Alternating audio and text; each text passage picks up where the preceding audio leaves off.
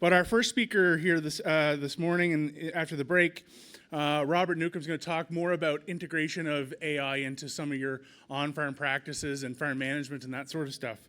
So Robert is an industrial engineer and the CEO and founder of AI First Consulting in Nova Scotia. He helps Atlantic Canadian organizations boost productivity by integrating practical AI into everyday workflows and pairing it with behavior change that sticks.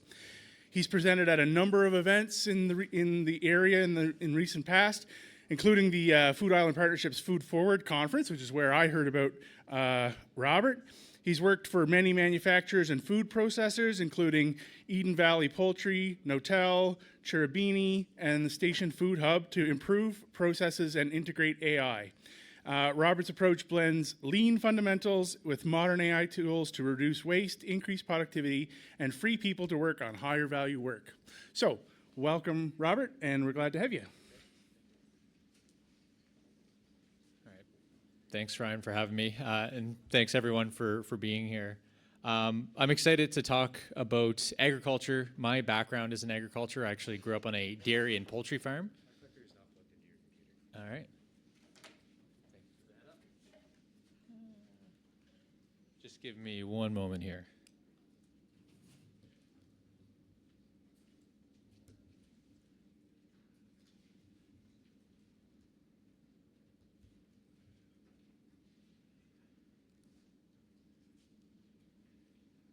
Awesome. Good to go. So, as I was mentioning, my background's in agriculture. I grew up on a dairy and poultry farm in Port Williams, Nova Scotia.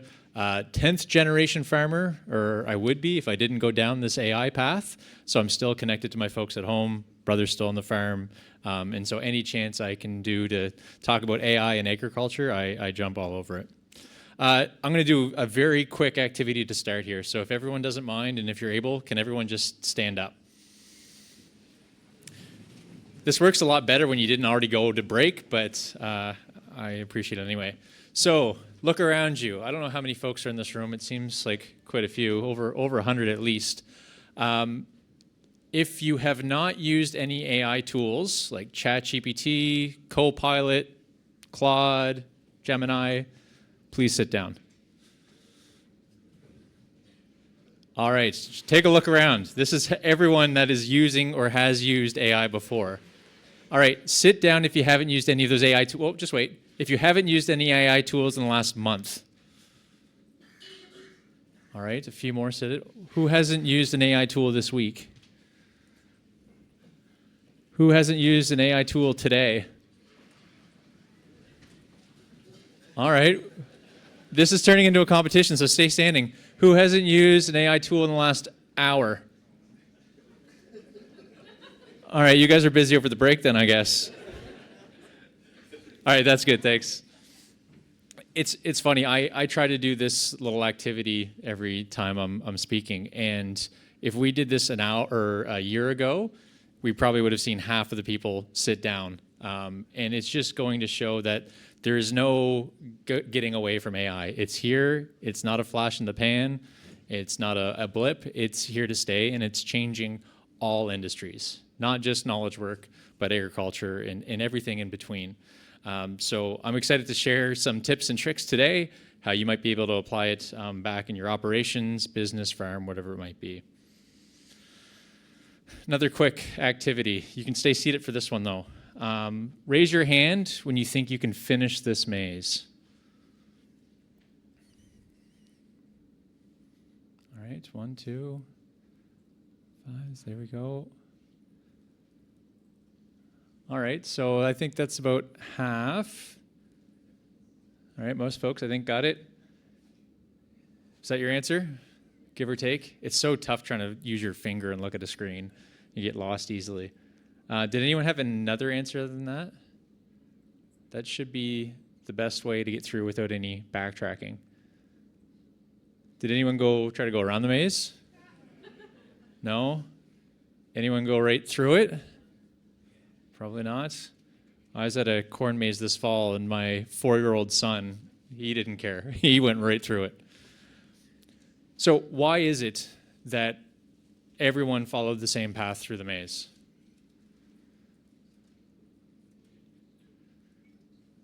Anyone? Exactly. That's how everyone has learned to navigate mazes. There's a start, there's a finish. You need to enter the maze. You're not allowed to break through the walls. You know, even when you're looking at the paper as a kid, that activity, you know what to do. And I've never seen a maze with instructions. It's just inherent about how you do that. So you've been trained at a young age as far as how to navigate a maze.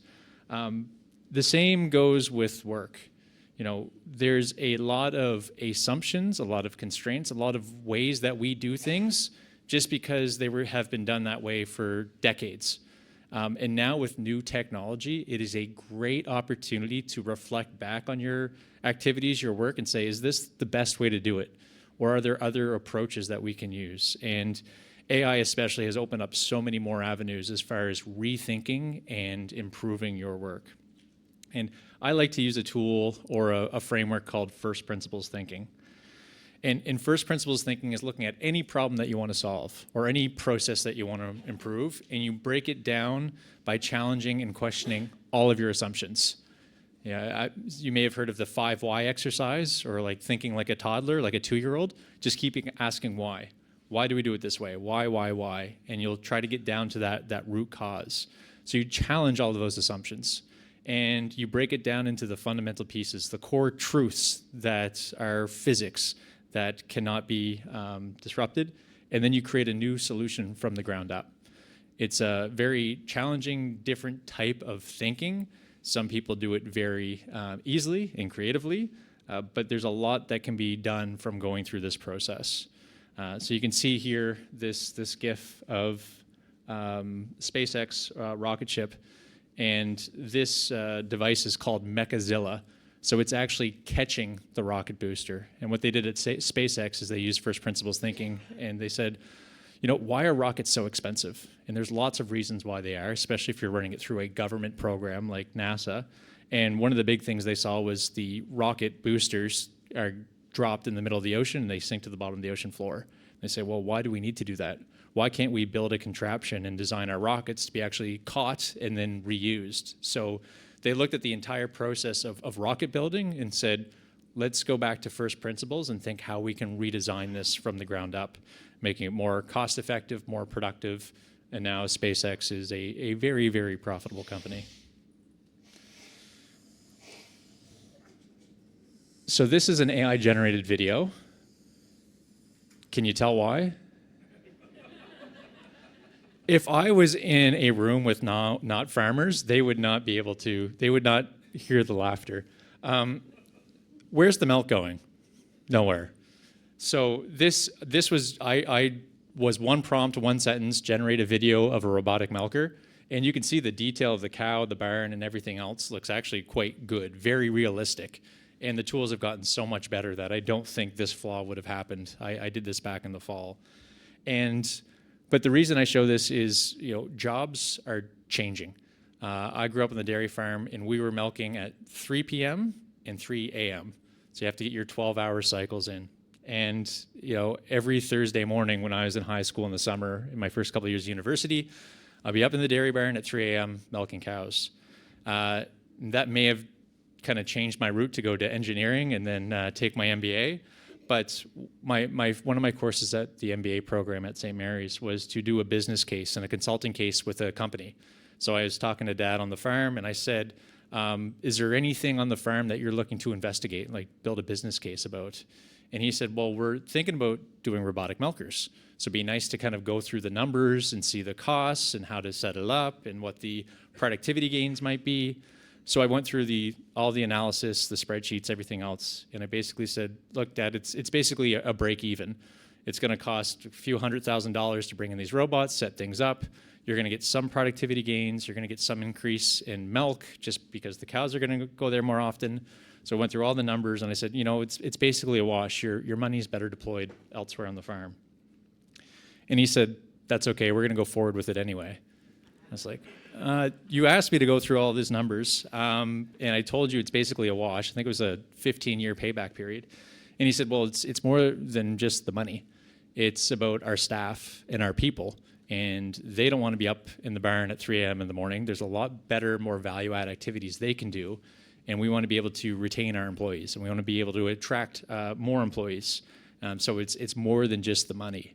And that stuck with me at that point in time, and it resonates even more now with AI. When you're looking at bringing AI into your business, it's not about displacing people or staff or employees.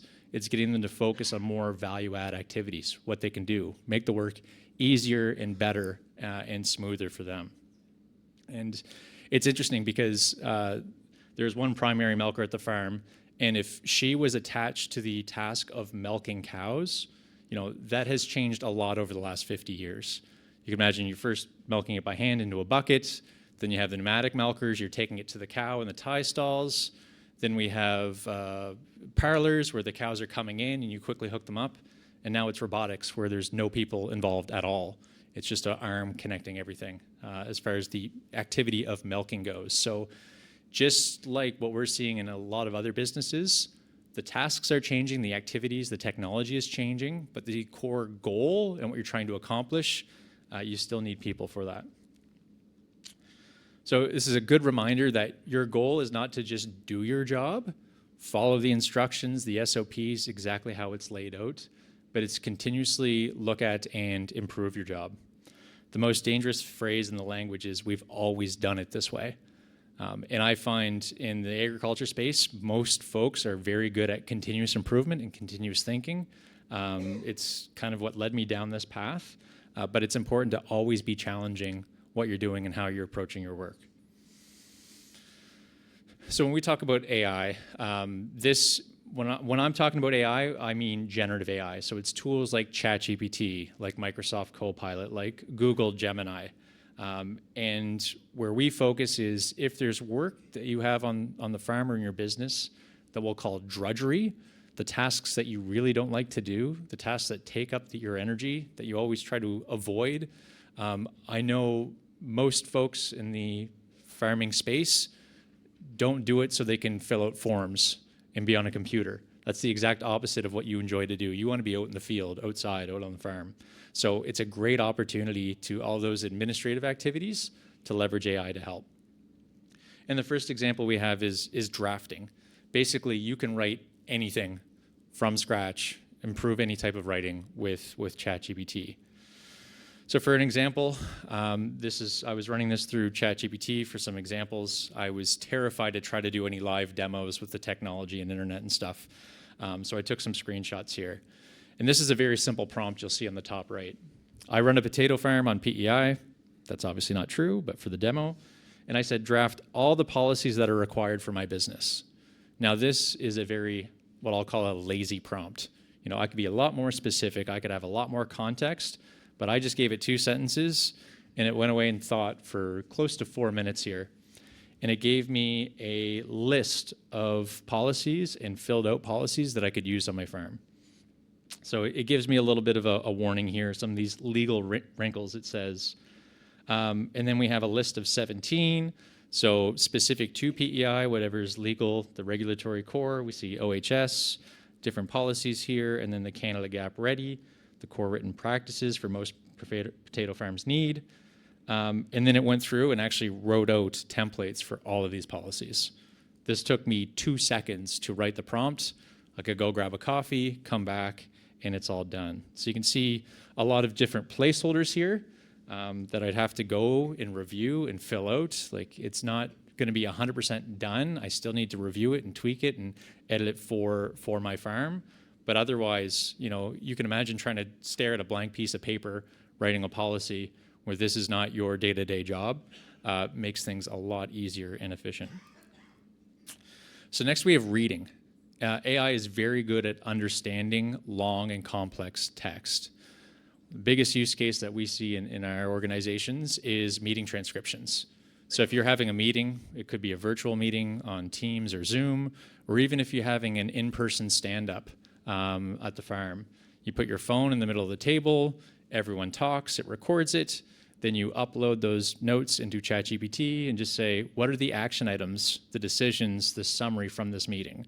So maybe someone wasn't able to attend the meeting, they can easily get the summary.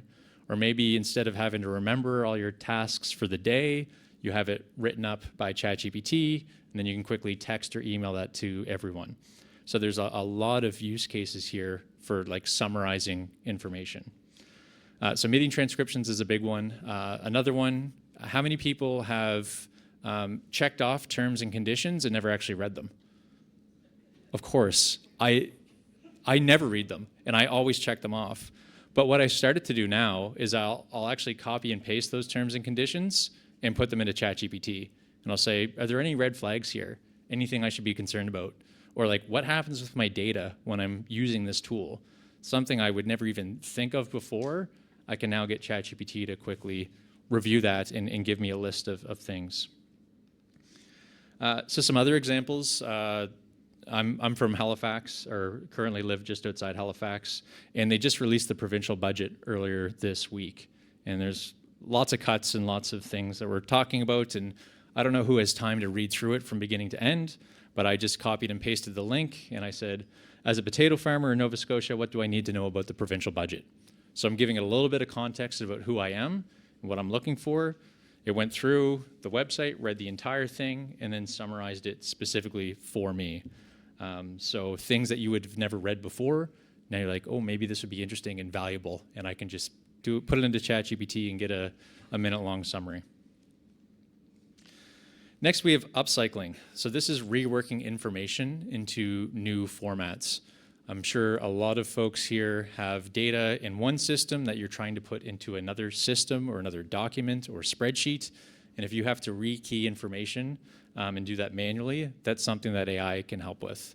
And maybe it's taking SOPs and turning them into training documents or policies or emails, onboarding materials, lots of different options to rework and upcycle different types of information.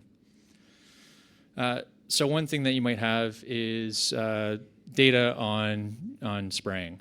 So whatever software system you have, or maybe you're still using paper and checklists and tables, whatever it might be, you have that information in one source or one standard, and you want to fit it into, let's say, the GAP manual. So I've taken it here. This is just a CSV file, which most softwares can export as a CSV. And I've said, I'm a potato farmer, I've applied chemicals to my crops, and it's all captured in the table attached. Find the latest GAP, Canada GAP Excel template online, and add these chemicals into the spreadsheet in the appropriate table. So it's just these 3 sentences and a simple table of data. And what it did is, I don't know if you can quite see it there, it thought for a few minutes, went online, it found the Canada GAP fruit and vegetables Excel forms, it found the latest versions for 2026, and then it was able to open up that spreadsheet inside ChatGPT, and so this is what it did in the background. Went to the website, saw the Excel forms, recognized potato as fruit and vegetables, not greenhouse, and then it was actually able to go through, and one of the things that apparently you need is a PCP number or a registration number, and I didn't have that in my data table. So it went online and found those registration numbers based on the different supplies and sprays that I used. So again, one prompt, put in a ChatGPT, it was able to fill out the spreadsheet and bring back all this extra information. So this is what it did. I don't know how easily that is to read. When I uploaded the data set, I just asked for a sample data set, so it called it Sample Farms LTD, and then it's bringing in all that information directly into the table. And here we see like it can make mistakes, so it isn't something that you can just set it and forget it. You still need to review it and make updates. And it's specified here that it didn't know the earliest allowable harvest date, so there might be some things that you have to put in manually if it's not captured in the original table.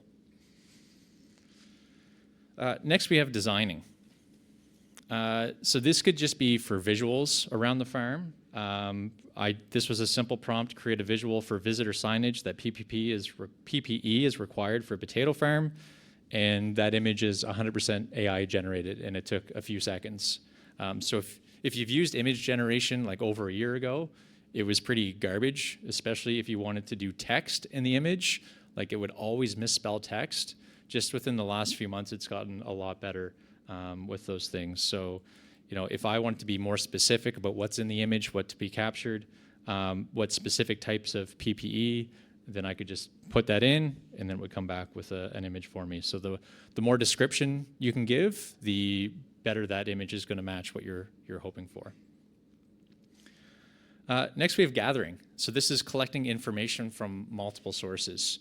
In ChatGPT, you can use a tool called Deep Research if you have the paid subscription. Google Gemini also has a deep research function, so most of the tools do. And what you do is you ask a complex question, or you have an idea. Maybe you have a product idea or some type of innovation, or you want to do customer market research, or you want to do competitor research. So whatever you want to get research done on, instead of Googling many different websites, doing that manually, you can let ChatGPT do that for you. So here I've given it a role. You're my research analyst for potato production, what you're doing, what your goal is, and then it will go off. In this case, it took 16 minutes. It has 32 citations in the report and did 290 searches across all different types of websites. So it's brought it back here. It's given me a full report, executive summary, inline sources. So if you're just curious about anything that's online, whether it's innovation, technology, production, you can get AI to bring you that report back, and then always dive a little bit deeper in any of these areas as well. Next, with drudgery, we have explaining. So just if you want to learn about anything or making sense of things, maybe you have a lot of data that you want to go through, then you can use AI. So for example, in the Canada GAP manual, it talks about stock chlorination. So in a lot of organizations we're working with, they have employee handbooks, policies, all types of different documents. They're hidden on SharePoint. Nobody knows where to find the latest version. But if you have it, you can upload it, and you can just ask questions about that PDF or about that policy. So here I've uploaded the appendices. What do I need to know about shock chlorination? And it's given me a plain language answer of what shock chlorination is and what it might do to apply to my business. Next, we have reviewing, so checking quality and analyzing data. So you can put any data in here. Like if you use Excel, but you don't want to use Excel, it's kind of just a necessary evil for data analysis or charts or visuals. You can get AI to create those visuals and charts for you. So you upload the data, ask for insights, ask for specific charts, ask for visuals to help explain what data is in that table. It can build it for you, and then it can also give you recommendations or insights on what you can do next. And finally, we have yuck. This doesn't really quite fit with the other 7 activities here, but really any type of task that you dread, that you avoid, that you procrastinate on, that you just don't enjoy doing, give it to AI first. Try it. What's the worst that can happen? It gives you an answer that you don't think is good or that's incorrect, and then you just do it yourself anyway. But you'll be surprised, especially with the latest advancements in these models, and they continuously improve basically day after day, week after week, that a lot of the things that it couldn't do a year ago, it can do now. And a lot of things that it can't do now, it will be able to do in 6, 12, 18 months. So you may have seen this comic before. We have 2 cavemen pulling a wagon of rocks, and it has square wheels. And so they get offered round wheels, and they say, no thanks, we are too busy. The round wheels are AI, and your current process without AI is those square wheels. And I'm not saying it's easy, it is hard. But the technology itself isn't the hard piece, it's the change. It's the behavior change, it's the habits, it's getting out of the old way of doing business and thinking about the new way. And you have to create time and space in order to do that. And that's what I love about having different types of conferences and workshops and sessions. It gives you a chance to get out of the business and look at it holistically, take a step back. And AI hopefully is one of those plans when you get back into work about how you can use it to increase your productivity and make work easier. So one activity that I advise everyone give a shot or think about is a time and energy audit. So look at where all your time goes. It's probably going to look different across the different seasons, but if you track your time across a typical week or a typical season, add dollar signs to specific activities. What are the highest value activities? And what are those low value activities? Maybe they need to get done for regulation purposes, but they're really not adding value to your product or to your service. Then look at those activities, the same activities, and take out a highlighter or a color and say the activities that give you energy, that are energy giving, those are green. So these would be very personal. Everyone gets energy from different types of activities. Maybe you just love being in the tractor, and if you could do that 10 hours a day, 7 days a week, you'd be happy as a clam. Other folks like to do different types of activities. So the energy giving ones would be green, the energy neutral ones would be yellow, and those energy draining activities, which may be on a computer or doing forms in the administration, those would be red. And then you also want to see what can AI do? Where can it help? Where can it support? If it's got the most to gain by AI, add 4 stars or 5 stars. If it's got the least, add 1 star. And from this, you should be looking at what are the low value activities that are draining your energy that AI is good at, and there should be some really good use cases to start. So a few questions to think of as you're looking at AI. One is called the hot shot question. So imagine that a hot shot you admire steps into your job tomorrow. What's the one thing they'd immediately see and change to improve results? Sometimes we get stuck in our own work that we don't get a chance to step back and think about, why am I doing it this way, or is there a better way? If you imagine a hot shot coming in, then you'd say, oh yeah, they'd obviously not do that activity because that doesn't make a whole lot of sense, or that takes a lot of time. So if you can reframe the perspective, you can see more opportunities. Another one is, what would this look like if it were easy? Sometimes we're just stressed, overwhelmed, and just too involved in the day-to-day that we can't think of, geez, you know what? It would be so much easier if we just, bought an extra shovel, or we had scrapers in every single barn. So every time that we go look to clean out a barn, we don't have to try to find it from another barn. Sometimes we overcomplicate things, maybe just to save a few dollars, or just because that's the way it's always been done. And the other question that I think is very valuable with AI is, if you could hire any person to do something new for your business, who would it be and what would they do? So this is not just if you don't have time for it, but even if you don't have the skills or the energy for these types of activities. So would you hire somebody to do research, whether they're doing innovation in the field, data collection, analytics, marketing, sales, whatever it might be? You might be able to get AI to help and assist in that area. So to start, we went through like 8 different categories of activities where AI can help. And you're probably thinking, geez, where do I even start? Just start small. Start with one area. And you want to fire bullets, then cannonballs.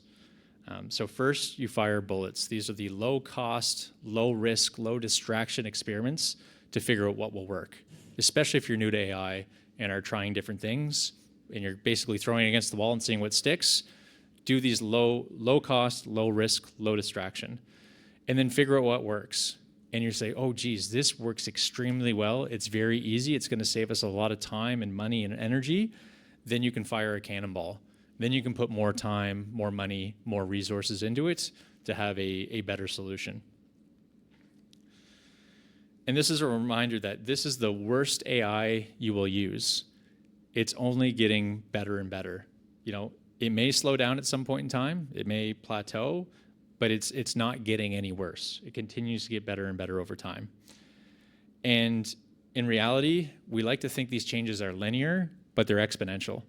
ChatGPT was just released just over 3 years ago.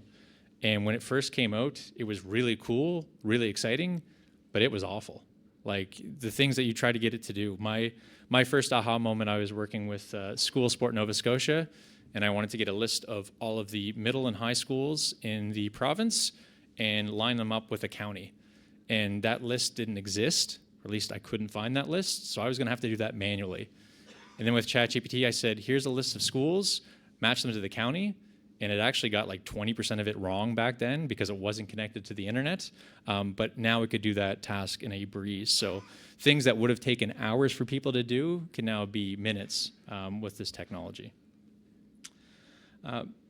So this is our team. This is what we do. We love working with businesses and organizations to figure out how to integrate AI into their companies. So this was us at the Halifax Business Awards. We were a finalist for New Business of the Year in January, but I do have a team supporting me, and this is the stuff that we just love to do. So yeah, I'd like to take the time to answer any questions that you might have. And if you are interested in these slides, you can scan the code here, answer a couple questions, and we'll send that out early next week. Any questions for Robert? Okay. Thanks. That was a great presentation, and it's easy to see the applications for some of those drudgery things you talked about. It would be interesting, though, to hear you kind of rank, like I know I don't use AI a lot, but I know a lot of people who do, but there are certain things it's improved, like you said, by leaps and bounds at, but there's still certain things you need people to do. And like when you talked about some of your end ones, like evaluating things, and you still need the critical thinking because AI doesn't always understand your operation or your. So it would be interesting, I would think, in your presentation to kind of rank. There's certain tasks it's really great at and is very adaptable, but there's certain things you do need, like say your dad, like you need the background knowledge of your operation to really say, is AI right or is it totally out to lunch here? And there's a stage there where I would still think you need that human analysis of what Chat GPT or whoever is spitting out. Yeah, no, for sure. And I think it's like that critical thinking is always going to be important, because how these models are trained, it's basically trained on all the internet. So if you're asking a specific question, it's going to be very average in nature or very generic, because it's just following all the patterns that are out there and giving it to you. So a couple tips would be, give as much context as possible. Like if you are doing some data analysis, tell about like, where's your farm located? How big is your farm? What types of activities do you do? The more background it has, the more personalized that information and that response can be.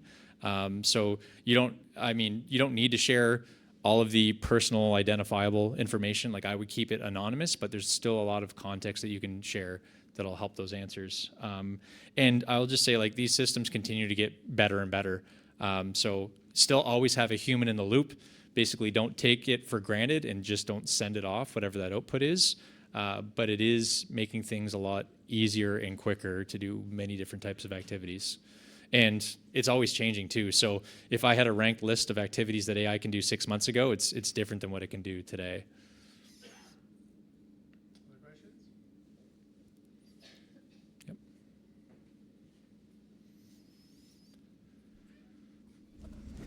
My question is, what do you think about the perception that it's cheating to use AI? Yeah, I think it all depends on the context and the situation. I mean, I like to go back to think when I was going through high school, and a lot of times we're using Google to get questions or answers to questions. And was Google cheating?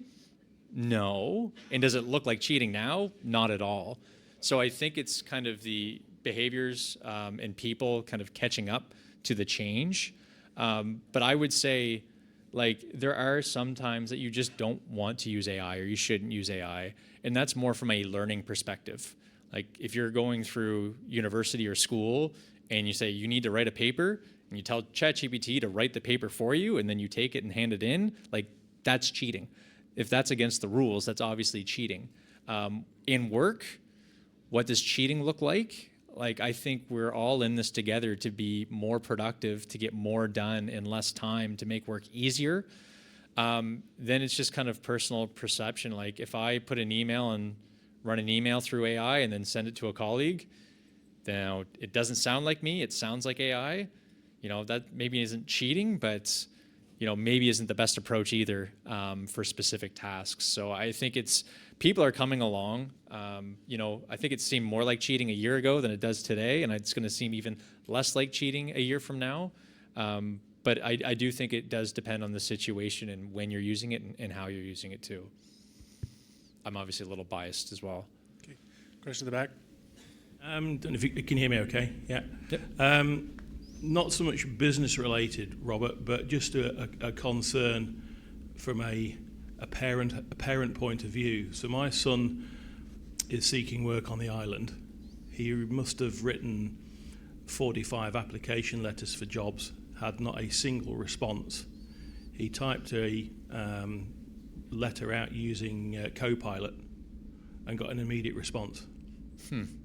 So the question is, are companies using AI to sift out letters that meet their certain parameters for the job application? Some are, some are not. It is a mix. There is no standard. It really depends on the organization and what their, I don't want to say ethics are, but what their values are. You can imagine some companies are just overwhelmed with applications for jobs. My wife works in HR at a consulting firm, and they'll have any one position, they'll get hundreds of applications. And they don't use AI, but she's manually sifting through, and she basically has 3 seconds to look, or 5 seconds is looking at that first page and is swiping yes or no to go through those. So you do really have to make things stand out because of the supply and demand. There's just so many applications. I think AI has made it so much worse because a lot of folks, it's easy just to submit resumes and cover letters and applications to everyone, whether it's a good fit or not. And now these companies are going to have to find ways to sift through it quicker and easier and more effective. So some are using AI. Some are using AI just to look for specific keywords, and if you're missing those, you'll get tossed. So, but we're seeing that not just in hiring and onboarding, but even like RFPs and proposals that some folks are using AI to help and support them. Some may be taking it too far and leaning on it too much. And others using it responsibly. But yeah, it is. We are seeing that shift in many organizations. Yep. How comfortable are you as a business in uploading your information to OpenAI?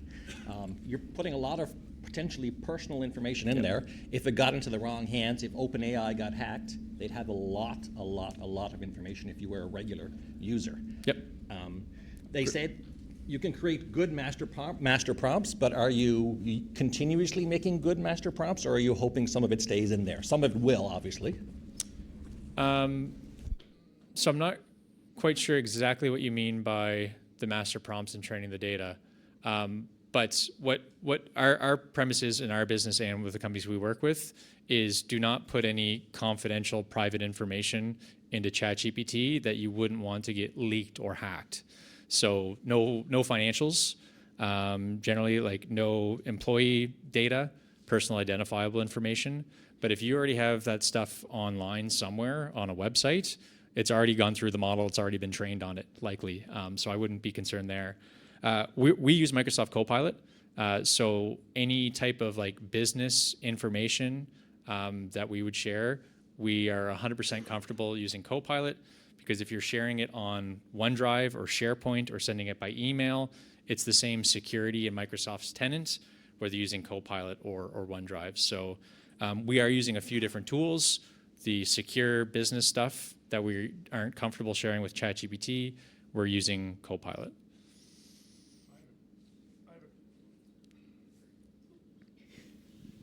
I have a quick question. Yeah. So I haven't used AI tools quite as much as I probably should, but I've been tinkering around with them. I find for some tools it does a terrific job. Like you're talking like summarization, doing up minutes for meetings, transcription, a lot of that organizational stuff. I found it works really well. Can you talk a little bit about AI hallucinations and like how like what are the tasks or what are the things that most likely cause AI hallucinations? I just did a little like 2-second thing just in my own office, and I said just because people were talking a lot about AI and using AI more, and I said, okay, well, AI has its uses, but there's also risks, right? And for example, I asked ChatGPT, I said, who are the most influential people in the potato industry in Canada? One line. And I got a report back with 9 individuals or companies, and 6 of them were completely imaginary, like just Oh, really? out of thin air. The Potato Growers of Canada was on there, and the Atlantic Canadian Potato Board was on there, and like AAFC researchers that never existed. And so it was interesting. It did pull out things that did exist, like FVGC and PI Potato Board and other things like that, but then it had all these like made up people. So Yeah, no, it's a good point. The hallucinations have gotten better and better, but they're still a challenge and they will still happen.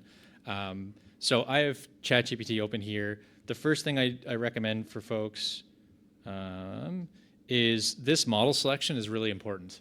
So if you're using instant answers right away, you're more likely to get a hallucination because it's not reading through and like proofreading its own response. If you use the thinking models, it's much less likely to have hallucinations because it's going through its responses and it's evaluating its own response and saying, oh, that doesn't look quite right. I need to fix that or change that response. And it's more likely to go to the internet and find those sources. So definitely something to be aware of.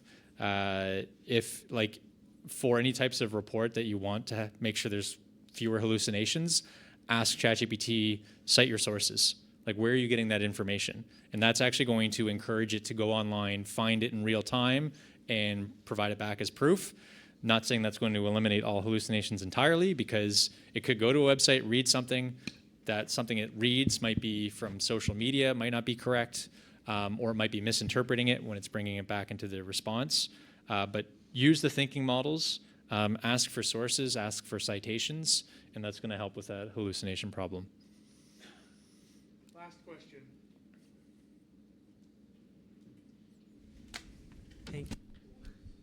Thanks, Richard. Here you go. Really quick, is there etiquette on how you should be, first of all, telling people you're going to be videotaping them or taping them for minutes? And then what about when you do a report, shouldn't you be also citing that you used AI or Copilot or Gemini? Are there a set of rules the same way, like if I'm doing a research paper, I have to cite the papers I've used? So is there anything etiquette? I would say no. It's all very personal as far as etiquette goes. So your second point of the question there, as far as like adding resources and sources, like ChatGPT, Claude, Gemini, Copilot, they don't care. Like you do, they don't care. Like anything that's coming from their tools, you do not have to quote. You don't have to cite.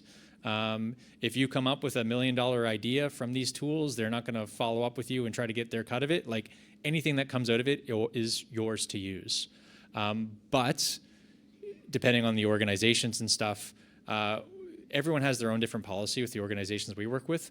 Some say if you're using AI, you need to disclose that you're using AI. We're doing training right now with the government of PEI. We're training all public sector employees on Copilot. And their policy says when you're using it, you have to disclose you're using it. But a lot of businesses that I work with, it's now commonplace. It's the expectation that most people are going to be using it. So if you're going to be using it, why quote it? Why say that you're using it? And then there's the case like, are you copying and pasting it, or are you using it as a brainstorming partner? And maybe you've put in one prompt for one piece of your paper, but you wrote the rest of it yourself. Do you need to cite it then? So it's kind of a gray area as well. But I would say no, there is no like best practices, ethical standards. Every organization has their own way of doing things that works for them. All right. Thank you so much, Robert. That's terrific. Great. Thanks, Really Ryan. appreciate it. Appreciate it. Awesome. All right.